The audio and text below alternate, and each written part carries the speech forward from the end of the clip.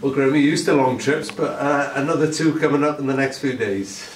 Yeah. Look, as you say, it's part and parcel of a league football campaign, so we're well used to it, well adversed to it. We deal with Salford first, obviously, so we go to Manchester tomorrow. Obviously, looking forward to a game, and we'll deal with the next one when that comes around. But yeah, it's on the back of that, I suppose the flip side of the coin is we got after that, then we got 3 home games coming up. So it depends on which way you look at it, glass half full or glass half empty. But for us, it's half full. You've got a decent record on the road. How do you explain that compared to the home form? It is what it is. It's very, very difficult. It doesn't matter really. I know people get home and away, and a lot of people you base a lot on home form and things like that, and that you pick up on the road as a bonus. But sometimes it happens like that. Sometimes it's maybe I don't know. It could be anything really. But our lads go and they give their all in every game we play. So once or twice we started slowly here, which I'm obviously looking into.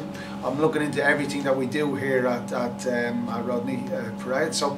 And you look into everything away, so there's no discrepancies. There's nothing that we change. There's nothing that we change to gain or we try and maximise. But no, there's nothing I can put my finger on really, to be quite honest with you. Because people often say, "Oh, at home you have to take the game to the opposition," but you want to take the game to the opposition wherever you are.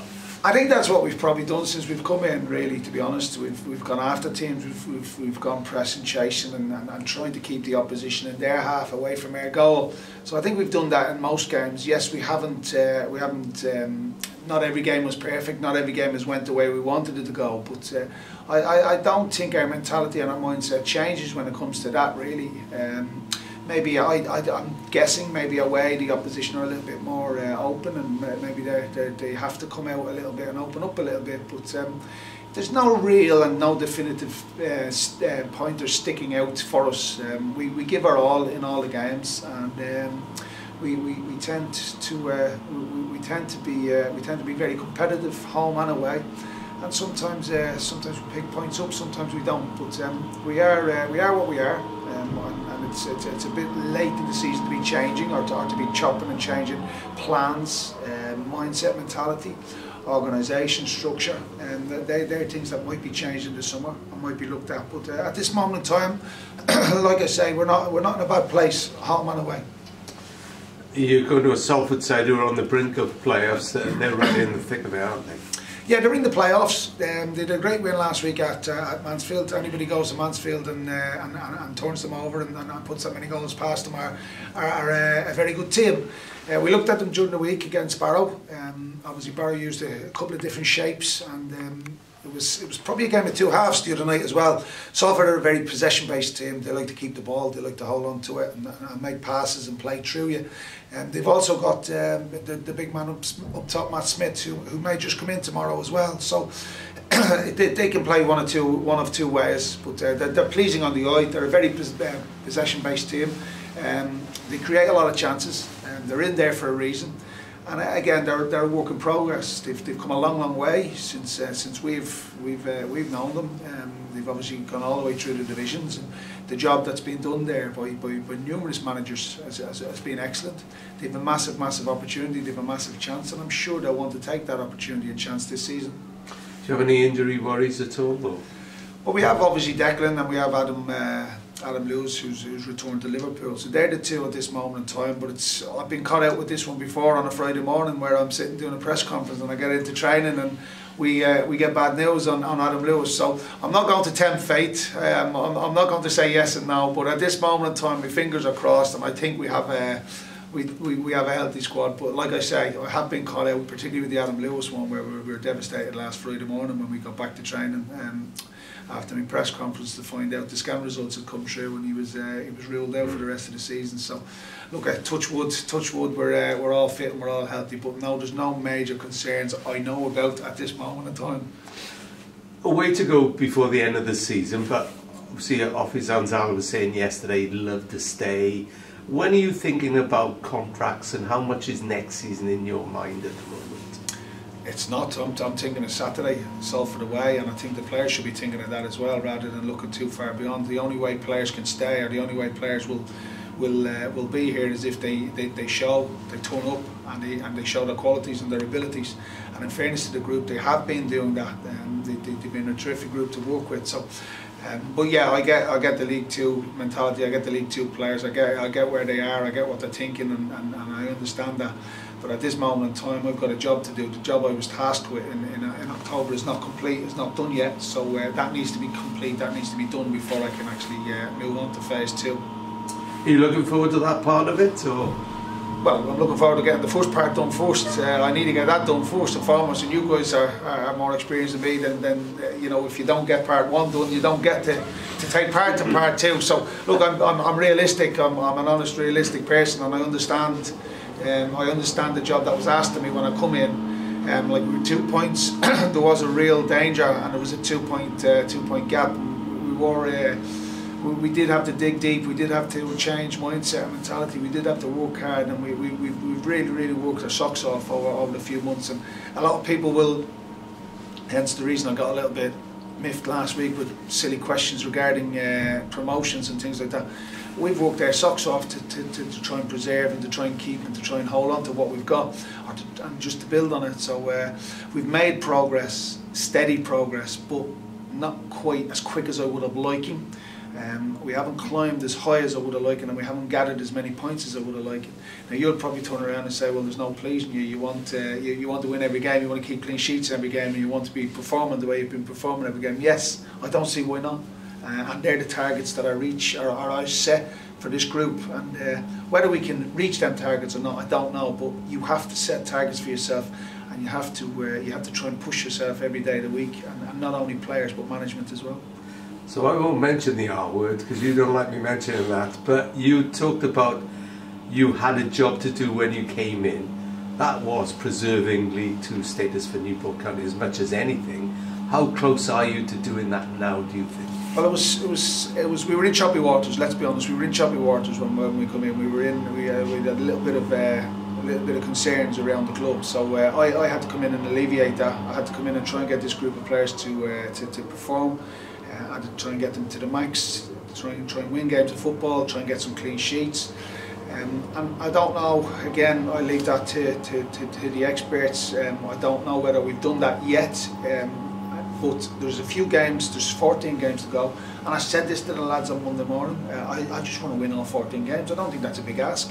I don't think I'm greedy. I just want to have 14 clean sheets and win 14 games. And that's what I want to do. And if we don't win, then let's win 13 of them, let's win 12 of them and move on. But look at the players. The players have bought in. The players have been brilliant. Yes, there's a lot of work still to be done, but we know where we want to be. We know where we've got to get to, and we're a little bit short of that at this moment in time. So we've got a lot of work to do. With 14 games to go, I'm very confident. Since I've come in and worked with this group, I'm very confident we will get to the targets that we have set as a group, individually and collectively. But we're not there yet. There's loads and loads of work to be done. All the best. Brilliant, thank you. So on that recruitment side of things, obviously, while you're concentrating on the football side, is that what's more like what Chris Finn, who you used in January, that's where he comes in useful? Someone who is tasked with... Yeah, Chris is. I can't get the games on a Saturday. Obviously, I'm busy. Yeah, I can go to 1 or 2 games midweek, but the games I can go to and I can actually attend, I'm very limited. So that Chris is tasked with that. He does that for me. He's done that for me for a few years. He's worked at a great level, championship level with Chris Hugh. So somebody like that who can just come in and help me, is invaluable. Because I can't get to see as many players as I would like to. So Chris does that. He does the opposition for me as well, and he's very and vastly experienced and knowledgeable, and his contacts in the game as well have been a massive help. And as you see, we got 1 or 2 lads in late in January, and they again was down to our own pool of knowledge between myself, Joe, and Chris. But yeah, he's been invaluable to me, to be honest. And he'll keep working with you while you're... Well, I hope he can keep working. I hope he can continue on the work we've done and the little bits and pieces that we've put together. But like I say, it's one of those. I'll have to just wait and see where we are. I'll have to just get through these 14 games, sit down with the football club, see what we can do, where we can go, and what we can actually build. It's the nature of League Two is that there's always a risk, isn't there, of someone who's doing well being picked up by another team talking to them. That's the nature of the business, I guess. Well, I'm not planning on going anywhere if that's what you're saying. I know. I mean, say I'm using name. Priestley's doing really well, catching the eye. He's out of contract. Someone else, another club might come in while you're sort of unable maybe to get a contract in front of him until you're safe. Yeah. Listen, there's a number of players in contract doing well, so another club could come in. That's what would you say? That's League Two football. Well, I suppose that's football at any level. All players, whether they're in contract or out of contract, all players are every Saturday. Let's say every Saturday is a stage for them to go and show or go. So all players, can be taken from within at any stage of their career, bought or moving on or whatever. Yeah, because it's on a Saturday they get to show their abilities and their qualities, not only for themselves or the family, but they get to show them for Newport County FC, and then obviously opposition or people looking at them. So that's what we're all trying to do in this game. That's what everybody tries to do: climb the ladder and move on and move up. But it's an opportunity on a Saturday to go out and perform, have people look at you. Going to the northwest, and one man, Charlie McNeil, he was so unlucky not to be off the mark. A ridiculously good save to stop him. How impressed have you been with him in particular and how he's? Yeah, Charlie's come in. The one thing about Charlie, he's young. He's obviously comes from Man United. They will know him. He would have worked with Woody. I would have thought Neil would have known from the academy. So he'll be eager. He'll be eager to get an opportunity, get a chance. His contribution has been brilliant since he's come in, as has Matty Baker, Harry Charsley, and Cav. So Charlie's he's going back up that end. I'm only guessing he'll have a lot of friends and family at the game as well. But I'm sure they'll be aware of him and they'll know him. That's where his background is from. He's different to Cav in that this is his first loan, and sometimes that is hard, isn't it? So it'll take a bit of time.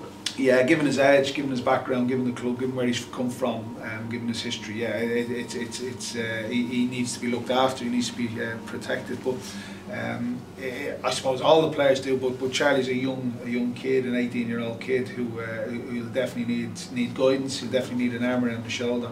He'll definitely need protecting at times as well.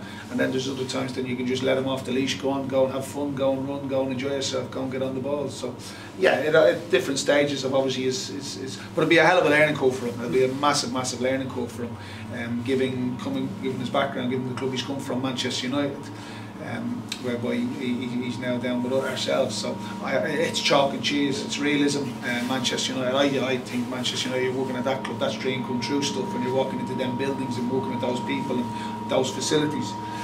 For us, it's reality.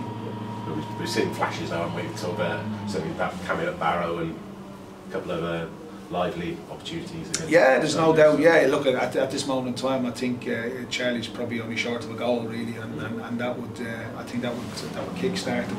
And look, we all know strikers. Any striker, same as defenders. Defenders don't keep clean sheets; they get frustrated. Goalkeepers as well.